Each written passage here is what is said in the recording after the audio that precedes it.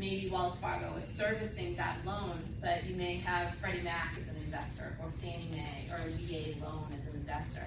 How do you find that information out? How do you find out who the investor of that note is? These are some websites, very easy, they're public websites. You can go on, you plug in your homeowner's information, and it should be able to tell you who the investor of the loan is. You're going to want to know that first. And these websites are in your packets as well.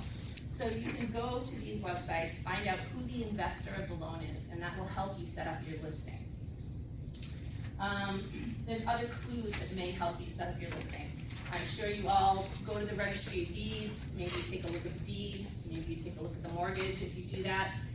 If you look at the first page of the mortgage, there's usually, if it's a FHA type of sale, you're gonna see literally a big huge box, which is an indicator, FHA case. When you see the FHA case number, now you're gonna know that's a HUD-backed loan. And so you have to follow the HUD guidelines for that sale, which may be the house has to be listed for 15 days on the market. I don't want to get ahead of myself. We'll explain a little bit about the different types of investors and what their program requirements are. But that's an indicator. Sometimes you'll see different assignments on record on the registry of deeds. For me, when I see a bunch of assignments, I know typically that homeowner is in default because the lender has to connect the dots on the chain of title before they're allowed to foreclose.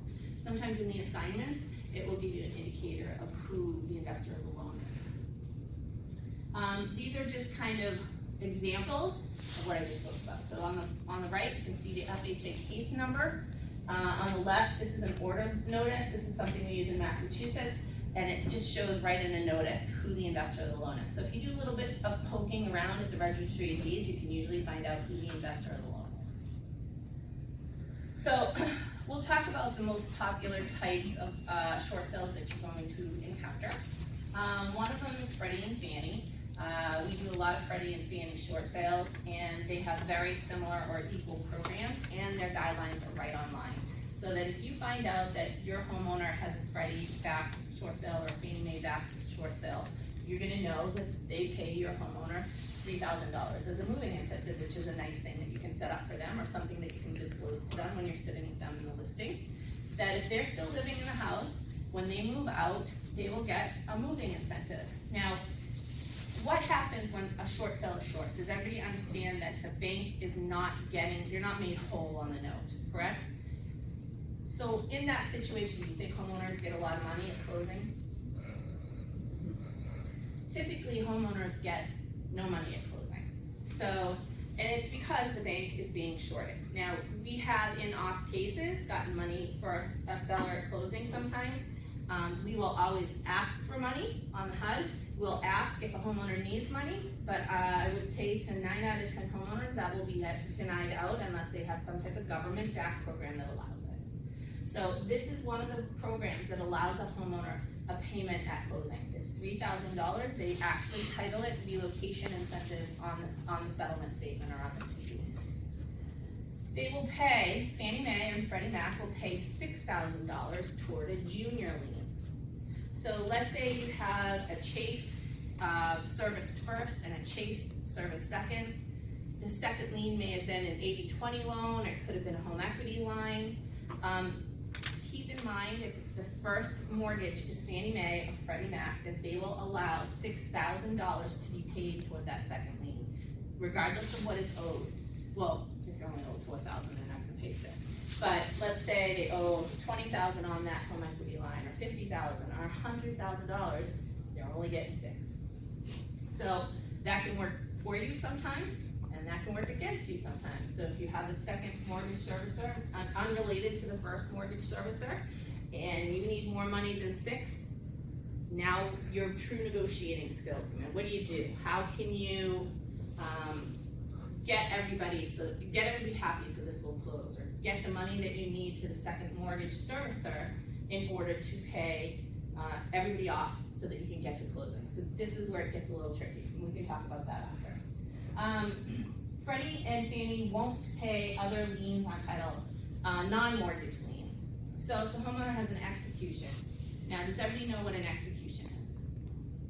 Okay. So an execution or judgment is when the homeowner maybe has a credit card and they ran up $15,000, $20,000, And then they went after that homeowner and they got a judgment in court, and that gets placed on title. Now your title is clouded. You can't sell the property with this on title. You have to pay it. So it's interesting to note that Freddie and Fannie will not allow money out of the proceeds of the sale to pay off that lien. So let's say you have a $20,000 execution. Most people who place an execution on a file, if they understand and they get notices that the home is in jeopardy, potential foreclosure, will negotiate that $20,000 down significantly. We usually start at 5% of the balance of the loan, and that's what we offer to an execution holder. And they'll negotiate that to $500 or $1,000, even though it was a $20,000 judgment. And that's because they will get wiped out in foreclosure. I was gonna say, do they ever say no? I mean, they do? But what did they think is going to happen? What are the chances of something else happening? I mean, I know they're only getting 500 or 1,000. So say they say no, what do they think that, or are they just being jerks? They could be jerks. Most of them know they'll get wiped out. Many of them will negotiate with us. And now they may not take 5% off the bat, so we know we have to offer more. The ones that I would say are the most pesky are personal loans. So I've loaned you, let's say $30,000 of my money. I'm just Joe Smith, and I placed a lien on your property. And then you go to sell the property, you're the agent, and somebody comes to me personally and says, oh, can you negotiate that $30,000 down? Most personal loans, they don't understand. They don't get that you get zero, you get nothing. So many of them will not negotiate down, and it's personal for them. Most judgments were placed on by attorneys or companies, and they get it's a business decision. But when they're saying no, it's not because they think they're going to get more money somehow up, some other way. Right? Or is there another way of getting it? Yeah, and no, you have not really. There's no other way. If it gets wiped out, was that your phone? I don't know. I think it was her phone. I got all that on video.